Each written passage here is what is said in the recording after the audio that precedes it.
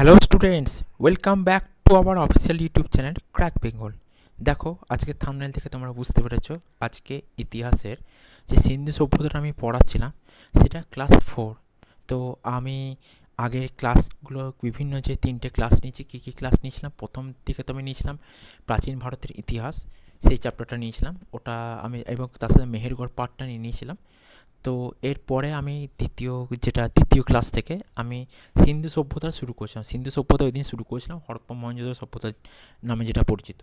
তো ওই সভ্যতা সম্বন্ধে আমি আলোচনা করেছিলাম, সভ্যতা কী, কোথায় অবস্থিত, কারা কারা এই সভ্যতার সাথে যুক্ত, মানে আবিষ্কর্তা বা কিছু হিসাবে বলা হয়। ঠিক আছে, তো এর যে গুরুত্বপূর্ণ বৈশিষ্ট্য, এখানে যে কি এই বৈশিষ্ট্যগুলোর মধ্যে যেখানে ছিল পশুপালন, বাণিজ্য, কৃষি, তারপরে হচ্ছে এখানকার লেখনীগুলো যে লিপি ব্যবহার করতো সেইগুলো নিয়ে, এবং আজকে অবশিষ্ট অর্ধাংশ নিয়ে মানে অবশিষ্ট অংশ নিয়ে আলোচনা করব, যেখানের মধ্যে থাকবে বেশ কয়েকটা গুরুত্বপূর্ণ শহর এবং শহর সম্বন্ধে কিছু ইনফরমেশান থাকবে, এবং সর্বশেষে থাকবে পতনগুলো। ওকে, পতনের কারণ। তো সবাইকে অনুরোধ করব শুরু থেকে শেষ অবধি তোমরা পুরো ক্লাসটা দেখো, তোমরা অনেক কিছু ইনফরমেশান পাবে। এরপর আমরা চলো নেক্সট স্লাইডের দিকে চলে যাই। দেখো, মেন স্লাইডে যাওয়ার আগে একটা স্লাইড খুলে গেছে, সেখানে হচ্ছে নতুন ব্যাচ আমাদের শুরু হচ্ছে। এখানে অল ওভার যে কটা ক্লাস আছে সব, মানে যে কটা টপিক আছে, এই ফায়ার বলো, ডাব্লিউপিএসসি, ডাব্লিউপিপিকেপি, এই সব কিছু একসাথেই একটা জায়গাতেই পেয়ে যাবে মাত্র 299 টাকা। 299 টাকা খরচ করলে এই পুরো ব্যাচটা তোমরা পারচেস করতে পেয়ে যাবে। ঠিক আছে, এখানে ভর্তির জন্য বা যোগাযোগের জন্য নাম্বার দেওয়া আছে 7866878332 নম্বরে। তোমাদের আর যাবতীয় কিছু ডিটেলস তোমার এই ফোন নাম্বারে কল করে তোমরা জেনে নিতে পারবে। এবার আমি চলে যাচ্ছি মেন স্লাইডের দিকে। দেখো, মেন স্লাইডে গুরুত্বপূর্ণ তথ্য। ঠিক আছে, এখানে কি বেশ কিছু শহর এবং সেগুলো সম্বন্ধে আমরা কিছু জেনে নেব। তো প্রথমেই আছে হরপ্পা। হরপ্পা মহেঞ্জোদারো নামটা আছে, আর হরপ্পা মহেঞ্জোদারো শহরটাও সেই সময় প্রথমের দিকে আছে। তো দেখো, এখানে আমি জেনে নিই হরপ্পা। ঠিক আছে, হরপ্পা শহরটা এটা অবস্থান হচ্ছে পাঞ্জাব, যেটা বর্তমান পাকিস্তানে। পাঞ্জাব মানে ওদের ওখানে কি পাঞ্জাব বলে, ওদের ওখানে বলে ওই উত্তর পশ্চিম পাঞ্জাব। ওকে, উত্তর পশ্চিম পাঞ্জাব এটা ওদের, বা নর্থ ওয়েস্ট পাঞ্জাব ওদের ওখানে। ঠিক আছে, এটা আবিষ্কার থেকে দয়ারাম সাহানি 1921 সালে এটা আবিষ্কার করেছিলেন। এই সম্বন্ধে কিছু বৈশিষ্ট্য জেনে নেব বা তথ্য জেনে নিই। চলো, কী কী আছে না, বার ইউনিট শস্যাগার, যেখানে শস্যাগার ছিল, মানে খাবার টাবার জমা রাখা বা মজুত করে রাখার ব্যবস্থা ছিল। কফিন সমাধি পাওয়া যায়। বৈশিষ্ট্য মানে এখানে কী কী মাটি খুঁড়ে পাওয়া গেছে: তামার ইক্কা, তলোয়ার, পাথরের নর্তকী মূর্তি, এখানে তারপরে লিঙ্গ, মানে শিবলিঙ্গ বা এই টাইপের কিছু মূর্তি টাইপের কিছু পাওয়া যায় না, সেইগুলো। তারপরে দিয়েছে জনি, এবং দ্বিতীয় বৃহত্তম শিলমোহর পাওয়া গেছে। এগুলো কি না, এইসব জিনিসপত্রগুলো হরপ্পা মহেঞ্জোদারো সভ্যতায় মাটি খুঁড়ে পাওয়া গেছে। হরপ্পা ছিল প্রধান নৌকা বা বোট তৈরির কেন্দ্র। হরপ্পার চারিদিক ছিল সিটাডেল দ্বারা পরিবেষ্টিত। প্রতিটি শস্যাগার ছিল 50 × 20 ফুট, মানে এতটা বড়, ধরো এই 50 ফুট বাই 20 ফুট এরম কিছু সামথিং। ঠিক আছে, তো 50 ফুট বাই 20 ফুট ছিল দৈর্ঘ্য প্রস্থ। ওকে, আর এইগুলো সব কী ছিল না, ইট দিয়ে তৈরি ছিল। হরপ্পায় যে ছোট ছোট একক ঘর ছিল, এগুলো মনে করা হয় এখানে শ্রমিকরা বাস করতো। এই যে ঘরগুলো থাকতো, এখানে এখানে এই ঘরগুলো শ্রমিক বা কিছু দেওয়া ছিল। সরি, এই যে এটা শস্যাগার ছিল মেনলি। আরও যে ঘর ছিল, কিছু ঘর গড়ে ওঠে, সেইগুলোতে কী ছিল, সেইগুলোতে এই যারা লেবার, আর কি লেবার বা শ্রমিক যারা, তারা এখানে কি করতো না, তারা এইসব জায়গায় বসবাসের জন্য ছিল, কাজকর্ম করতো, বাইরে বাইরে থেকে এসে কাজ করতো। তো তাদের বসবাসের জন্য এই ঘরগুলো দেওয়া হতো। এবার আমরা চলে যাবো পরবর্তী স্লাইডের দিকে। মহেঞ্জোদারো, হরপ্পার পরে আরেকটা শহরের নাম পায়, গুরুত্বপূর্ণ শহর মহেঞ্জোদারো। ওকে, এটা অবস্থান কোথায়? এটা অবস্থান হচ্ছে সিন্ধু নদীর তীরে। আবিষ্কর্তাকে রাখাল দাস বন্দ্যোপাধ্যায় 1922 খ্রিস্টাব্দে একজন বাঙালি ব্যক্তির হাত ধরে হয়েছিল, অর্থাৎ আজ থেকে 104 বছর আগে। এর বৈশিষ্ট্যটা জেনে নিই। মহেঞ্জোদারোতে 700-র বেশি কূপের নিদর্শন পাওয়া গেছে। 700 বা যেটা আমরা 700, ওকে। এর থেকে প্রমাণ হয় যে এই নগরটিতে প্রতি 3টি বাড়ি পিছু একটি করে কূপ ছিল। মানে 3টে বাড়ি পিছু একটা করে যদি কূপ হয়, তাহলে 700টা কূপ, মানে 700কে 3 দিয়ে ডিভাইড করে দেখতে হবে কতগুলো, সেরকম ততগুলো বাড়ি পিছু একটা করে কূপ ছিল, বুঝেছো? মানে 3টে বাড়ির লোকজন একটা কূপই ইউজ করতো। কূপগুলোর গভীরতা কত ছিল? 10 by 15 foot, okay. 10 by 15 foot, মানে সরি 10 থেকে 15 মিটার গভীরতা ছিল। ভারতীয় উপমহাদেশের প্রাচীনতম হলঘরটি ধ্বংসাবশেষ এখানেই পাওয়া যায়। ভারতীয় উপমহাদেশের যে প্রাচীনতম হলঘর, যেগুলো বড় বড় হলঘর বা আমরা অনেক জায়গায় দেখতে পাই, সেটি স্কুল হোক, কলেজ হোক, ইউনিভার্সিটি হোক বা অন্যান্য ইনস্টিটিউশনের ক্ষেত্রে, সেরকম যে হলঘর, তার ধ্বংসাবশেষ কিন্তু এখানে পাওয়া গেছে। মানে প্রথম দিকে যে হলঘর সিস্টেমটা ছিল বা যে জিনিসটা ব্যাপারটা ছিল, সেটা এই মহেঞ্জোদারো শহরে আমরা পেয়ে যাই, ওকে। এখানে সমতল থেকে 72 ফুট উঁচু একটা বৌদ্ধ স্তূপ আবিষ্কৃত হয়েছে। একটা স্তূপ আবিষ্কৃত হয়েছে, এখানে বৌদ্ধ লিখেছে, তো এটা একটা স্তূপ হবে, এটা বৌদ্ধ হবে না, ঠিক আছে? সেই সময় তো বৌদ্ধ ধর্ম আসেনি, তো সেখানে একটা স্তূপ হবে। এটা টাইপিং মিস্টেক হয়ে গেছে। 240 একর জমি জুড়ে এই প্রত্নস্থলটি অবস্থিত ছিল। 240 একর জমি জুড়ে এই যে জায়গাটা আজকাল দেখতে পাও তোমরা, তো এই যে ছবিগুলো দেখতে পাও, এই পুরো এরিয়াটা হচ্ছে 240 একরের মধ্যে অবস্থিত, ওকে। হরপ্পার আয়তন কত? হরপ্পার আয়তন হচ্ছে 12,99,600 বর্গ কিলোমিটার। হরপ্পা মহেঞ্জোদারো কেন্দ্র দুটি দূরত্ব 483 কিলোমিটার। মানে আরও আয়তন, মানে এই এরিয়াগুলোর আয়তন, ঠিক আছে? এই যে ওভারঅল এরিয়া, এই সভ্যতা বলো বা এই এরিয়াগুলো, এই ওভারঅল আয়তনটা বলেছে 12,99,600 বর্গ কিলোমিটার। হরপ্পা মহেঞ্জোদারো কেন্দ্র দুটো, মানে হরপ্পা এখানে, ঠিক আছে? আমি লিখে দিচ্ছি এখানে হরপ্পা আর মহেঞ্জোদারো, ওকে। মহেঞ্জোদারো, ওকে। মহেঞ্জোদারো যে সেন্টার দুটো, এইগুলোর মধ্যেকার ডিফারেন্সটা কত? ডিফারেন্স হচ্ছে 483 কিলোমিটার, ওকে। 483 কিলোমিটার। এরপর আমরা চলে যাবো নেক্সট স্লাইডের দিকে। লোথাল। লোথাল একটা খুবই গুরুত্বপূর্ণ শহর আর কি এই সভ্যতার। অবস্থান দেখো গুজরাটে আমেদাবাদ অঞ্চলে সারঙ্গ জেলায় ভাগোবা নদীর তীরে। এটা ভাগোবা যে নদী, সেই নদীর তীরে এই শহরটা গড়ে উঠেছিল। আবিষ্কর্তাকে শিকারিপুরা রঙ্গনাথ রাও বা S.R. রাও 1957 সালে এটা আবিষ্কার করেছিলেন। এই ব্যক্তিরা কোথাকার? ইনি মূলত কর্ণাটকের বাসিন্দা, এই শিকারিপুরা রঙ্গনাথ রাও, ওকে।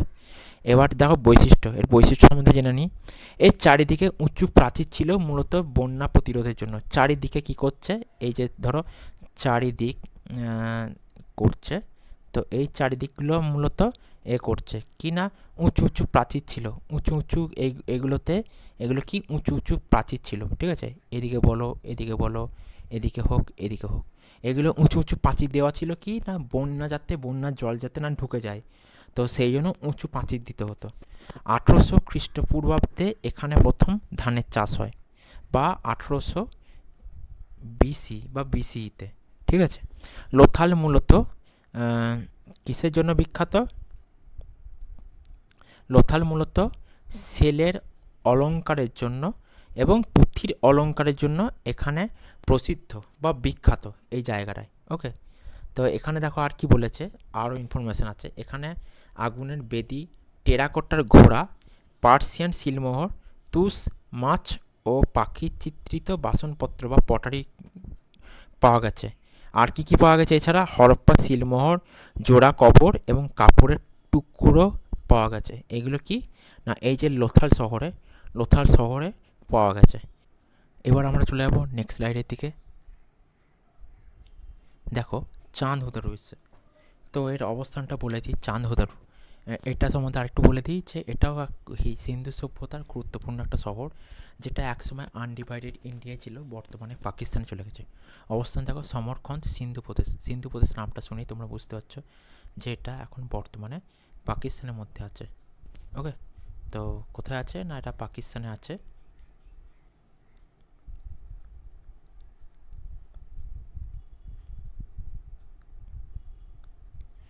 এরপরে আমরা জেনে নেব আবিষ্কর্তা। ঠিক আছে, আবিষ্কর্তারা কে না, আবিষ্কর্তা হচ্ছে ননী গোপাল চৌধুরী বা এন.জি. মজুমদার। ইনি হচ্ছেন রাখালদাস বন্দ্যোপাধ্যায়ের পরে আরেকজন বাঙালি ব্যক্তি, যিনি এই প্রত্নতত্ত্ববিদ খনন করে এই জায়গাটা আবিষ্কার করেছেন। ওকে, এবার জেনে নেব বৈশিষ্ট্যগুলো। এটি হরপ্পা সভ্যতার একমাত্র শহর যেখানে কোনো সুরক্ষিত উচ্চ দুর্গ বা সিটাডেল ছিল না। দুর্গ না থাকায় প্রমাণিত হয় এটি কোনো রাজনৈতিক বা সামরিক কেন্দ্র ছিল না, বরং সম্পূর্ণ একটি বাণিজ্যিক এলাকা ছিল। চানহুদারুকে হরপ্পা সভ্যতার প্রধান শহর হিসাবে গণ্য করা হয়।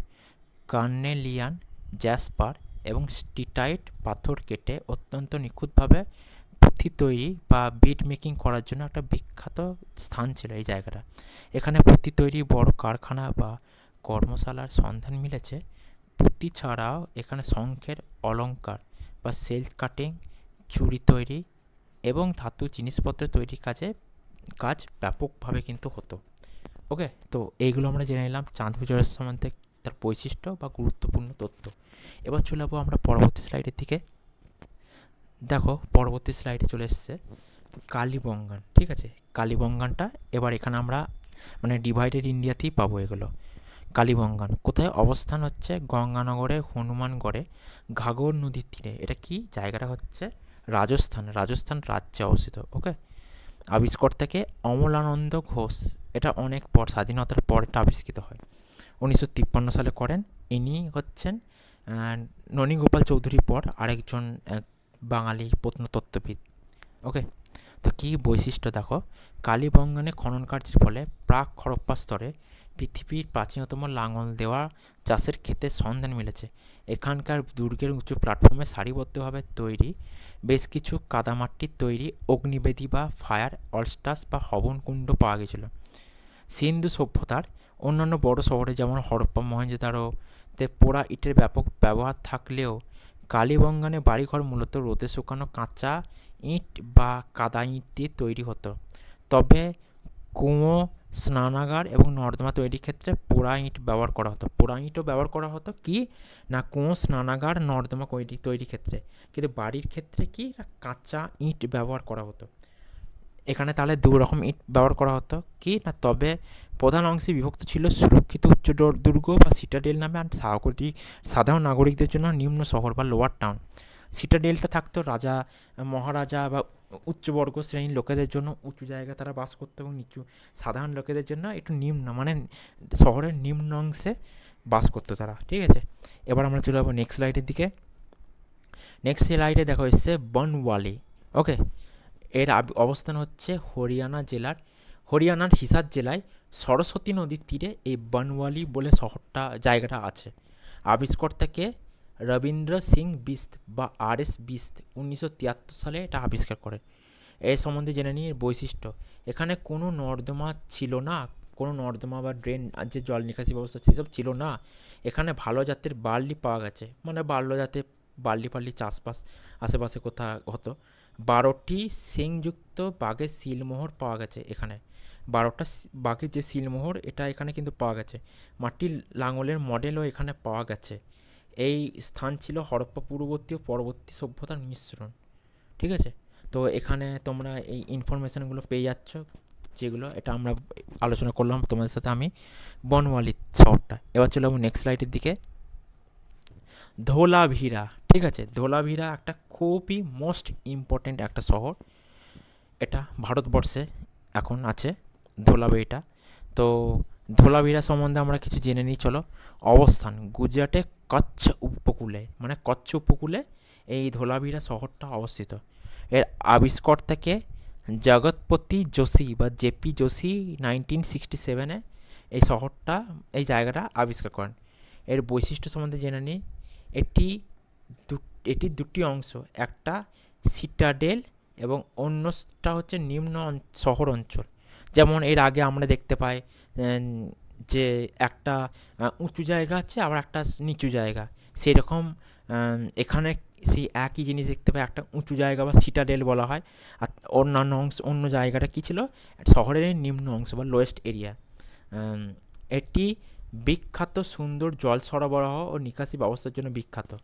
এটা বিখ্যাত কি না, সুন্দরভাবে জল সরবরাহ ব্যবস্থা হতো এখানে, আর জল নিকাশি ব্যবস্থা এখানে ভালো রকম পরিকল্পনা ছিল। এখানে সাইনবোর্ড পাওয়া গেছে। এটা গোলাপি সাদা রঙের দেওয়াল, রাস্তা, মেঝে ইত্যাদি দ্বারা চিত্রিত ছিল। এই জায়গায় গোলাপি সাদা রঙের দেওয়াল বা আরও বিভিন্ন রকম ডিজাইন, আরও আঁকিবুকি এইগুলো দ্বারা চিত্রিত করা হতো। ওকে, তো আমি তোমাদের সাথে আলোচনা করলাম ধোলাভিরা শহরটা নিয়ে। এবার নেক্সট স্লাইডে চলে যাই। নেক্সট স্লাইডে দেখো, একদম শেষের দিকে চলে এসেছি আমরা। পতন, ঠিক আছে, এতক্ষণ ধরে শহরগুলো নিয়ে আলোচনা করলাম আজকে ক্লাসে। এবার পতনটা নিয়ে আলোচনা করি। হরপ্পা বা সিন্ধু সভ্যতা পতনের প্রধান কারণ কি কি হতে পারে? হরপ্পা বা সিন্ধু সভ্যতা পতনের প্রধান কারণগুলো হলো নিম্নলিখিত। 1 নম্বর হচ্ছে নদীর গতিপথ পরিবর্তন। কি না, সিন্ধু ও ঘাগর বা ঘাগর হাকরা সম্ভাব্য, যেটা সরস্বতী নদী বলা হয় অনেকে, এই নদী গতিপথ বদলে যাওয়ায় কৃষি ও জনজীবন ব্যাপক ক্ষতিগ্রস্ত হয়। কারণ একটা জায়গায় চিরকাল নদী আসছে, হঠাৎ করে কোনো কারণবশত যদি নদী গতিপথ মানে চেঞ্জ হয়েছে, তাহলে সেই এলাকার কৃষিকাজ অবস্থা খারাপ হবে। নদী না থাকায় জল পাবে না, শুষ্ক শুষ্ক অবস্থা হবে, এবং সেখানে মাটি ফাটি ফেটে যাবে, এবং সেখানে লোকেদের মানে জলের সমস্যাও হবে। ঠিক আছে, জলবায়ুর পরিবর্তন কি হলো না, বৃষ্টিপাত কমে যাওয়ায় দীর্ঘস্থায়ী খরা এবং শুষ্ক আবহাওয়ার কারণে কৃষি উৎপাদন হ্রাস পায়। এটা আমরা সকলেই কম বেশি জানি যে বৃষ্টিপাত যদি দীর্ঘদিন কোথাও না হয়, সেই এরিয়াগুলো যে খরা বা ড্রপ বলে, খরাপ্রবণ এরিয়া বলে, এবং সেই খরাটাকে আবার কাটাতে হলে কি হবে, সেখানে জল অন্য জায়গাতে বৃষ্টি হলে খুব ভালো, না হলে অন্য জায়গা থেকে খাল কেটে কেটে কেটে কেটে জল সেই দিকে নিয়ে আসতে হবে, যাতে খরাটা সেখানে মিটে যায় বা খরার সমস্যার সমাধান হয়। তারপরে হচ্ছে বারবার বন্যা। মহেঞ্জোদারোর মতো শহরে বারবার বন্যার প্রমাণ পাওয়া গেছে, যা নগর জীবনকে দুর্বল করে তোলে। ঠিক আছে, তো এখানে এই অঞ্চলে দেখতে পাই আমরা মিশ্র ধরনের জিনিসপত্র দেখতে পাচ্ছি। এখানে কোনো কোনো এরিয়ায় দীর্ঘস্থায়ী খরা দেখা দিচ্ছে, কোনো বৃষ্টির জল বা কোনো কিছুই পাস হচ্ছে না, তার ফলে সমস্যা হচ্ছে। তারপরে যে নদী গতিপথ সেটা পরিবর্তন হচ্ছে, এবং কন্টিনিউয়াসলি বারবার বন্যা হচ্ছে। কোনো জায়গায় বন্যা, কোনো জায়গায় বৃষ্টির জলের নাম নাই বা জলের নামগন্ধ পাচ্ছে না, কোনো জায়গায় অত্যাধিক বৃষ্টিপাত হচ্ছে, ফলে বন্যা দেখা দিচ্ছে, যেটা এই এই সভ্যতা পতনের অন্যতম কারণ হিসেবে ধরা হয়। এবার পরবর্তী স্লাইডের দিকে চলে যাই। দেখো পরবর্তী স্লাইডে এসছে কি, 4 নম্বর পয়েন্ট, ভূমিকম্প বা প্রাকৃতিক বিপর্যয়। তো কি আছে না, ভূমিকম্পের ফলে নদীর গতিপথ পরিবর্তন ও নগর ধ্বংস হতে পারে বলে অনেক গবেষকের ধারণা হয়েছে। ওকে, এবার 5 নম্বরে জেনে নিই, বাণিজ্যের পতন। কি, মেসোপটেমিয়াতে বাণিজ্য কমে যাওয়ায় অর্থনীতি দুর্বল হয়ে পড়ে। শুধু মেসোপটেমিয়া নয়, আরও অন্যান্য সভ্যতার সাথে আস্তে আস্তে বাণিজ্যটা কমে যাচ্ছে। মেসোপটেমিয়া তো খুবই নিকটবর্তী ছিল, তো সেটা তো একটা ইম্প্যাক্ট হয়েছে। আরও অন্যান্য সভ্যতার সাথে কালক্রমে কিছুটা ভাটা পড়েছিল ব্যবসায়, মানে বাণিজ্যের ক্ষেত্রে, ব্যবসা বাণিজ্যের ক্ষেত্রে, যেটাও এদের অর্থনীতি উইক হয়ে গেছিলো, যেটা এদের ক্ষেত্রে একটা সমস্যার সৃষ্টি করেছিল। এবং এরপরে আসছে 6 নম্বর পয়েন্ট, কৃষির অবনতি। মাটির উর্বরতা কমে যাওয়া এবং জলাভাবের কারণে খাদ্য উৎপাদন কমে যায়। কোনো জায়গায় যদি মাটির উর্বরতা কমে যায়, সচরাচর আমরা জানি যে মাটি থেকে আমরা বিভিন্ন রকম খনিজ লবণ বা কিছু উদ্ভিদরা পাই, কিন্তু সেইগুলো না থাকার কারণে উদ্ভিদরা পাবে না এবং ফলনও ভালো হবে না। আর জলাভাব তো বললাম, জলে গতিপথ পরিবর্তন বা একটানা বৃষ্টিপাত না হওয়া, কিংবা ধরো খরা, এর ফলে জলাভাব দেখা দেয়, এবং খাদ্য উৎপাদন কি হয় না, খাদ্য উৎপাদন একদম কমে যায়। এবার চলে যাবো নেক্সট স্লাইডের দিকে। নেক্সট স্লাইডে দেখো দিচ্ছে নগরায়নের অবক্ষয়, পতনেরই লাস্টের পয়েন্ট হয়ে লাস্টের দিকে। নগরায়নের অবক্ষয় কি বলেছে, বড় বড় শহর ধীরে ধীরে পরিত্যক্ত হয় এবং মানুষ ছোট ছোট গ্রামে বসবাস করতে শুরু করে। এই সময় কি হয়, শহরগুলোতে কোনো একটা মানে বড় বড় সমস্যা কিছু দেখা দেয়, এবং যার ফলে কি হয় যে মানুষজন শহরগুলোকে পেরিয়ে গিয়ে গ্রামে চলে যায়। অনেক জায়গায় বিভিন্ন রকম প্রাকৃতিক যে কারণগুলো সেগুলো দেখছে যে এই শহরগুলো কীরকম প্রবলেম হচ্ছে, আশেপাশে গ্রাম এরিয়াগুলো একটু সেফ আছে, ভালো আছে, তো সেখানে চলে যায়, সেদিকে চলে যাচ্ছে মানুষ, গ্রামে বসবাস করা শুরু করছে। ফলত এই শহরের অবস্থাটা, কাঠামো ভেঙে পড়ছে। এর পরবর্তীকালে আমরা দেখতে পাই গ্রামে চলে যাচ্ছে, মানে যে বৈদিক সভ্যতা ওটা আবার গ্রামীণ সভ্যতা হিসেবে দেখতে পাই।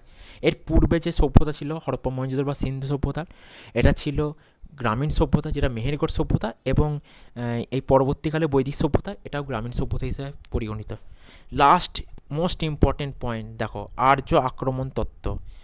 আগে একটা গুরুত্বপূর্ণ কারণ হিসেবে এই তত্ত্বগুলো ধরা হতো যে আর্যরা যখন ভারতবর্ষে আস্তে আস্তে আসছে এই সভ্যতা শেষের দিকে বা পতনের সময়, তখন কি হতো, এরা আর্যরা নাকি বসতি নিয়ে ঝামেলা হতো এবং এরা এখানকার লোকেদের নাকি মানে খুন করে তাদেরকে হটিয়ে দিয়ে এই জায়গাগুলো দখল করে দিত।